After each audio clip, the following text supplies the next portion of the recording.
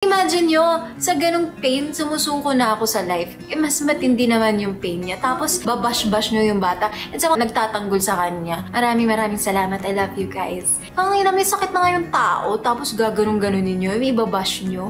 Get a life. Napakapangit nyo kasi. Kaya kayo nang babash. Bakit? Nanggigil eh. Gusto ko talaga gawan ng video. Tapos, i-repost nyo to sa TikTok. Para makita namang hype na basher. Kung gusto nyo mambash, sa akin na lang kayo mambash. Wala naman kasi kayo. Ang pangit nyo kasi. Alam nyo, siguro malungkot lang kayo sa buhay nyo para umiyak siya. Kasi naman, ikaw... At saka nagtatanggol sa kanya.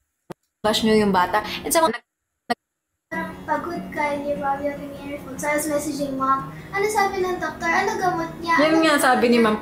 Kulit ni Mona. Ay, ito pa. Sa mga nambabash kay Mona, mga putang ina nyo. Hindi kasi siya, imagine nyo, sa ganong pain, sumusuko na ako sa life. Mas matindi naman yung pain niya. Tapos, babash-bash nyo yung bata. At saka, nagtatanggol sa kanya. Maraming salamat. I love you guys. Ang ina, may sakit na nga yung tao. Tapos, gaganong-ganunin nyo. May babash nyo. Get a life. Napakapangit nyo kasi. Kaya kayo nang babash. Bakit? Nanggigil eh. Gusto ko talaga gawan ng video. Tapos, i-repost nyo to sa TikTok. Para makita namang hype na basher. Kung gusto nyo mambash, sa akin na lang kayo mambash. Wala naman kasi kayo.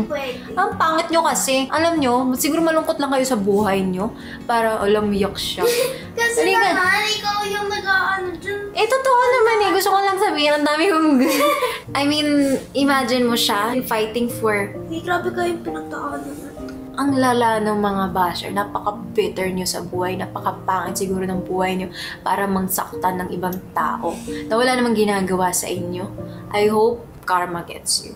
It's okay. I know, parang people naman that are happy with their lives and are doing well, they won't take the time out of their day to bring down someone else or bash someone. So, inisip ko na lang din na people who do that are just hindi sila masaya sa buhay.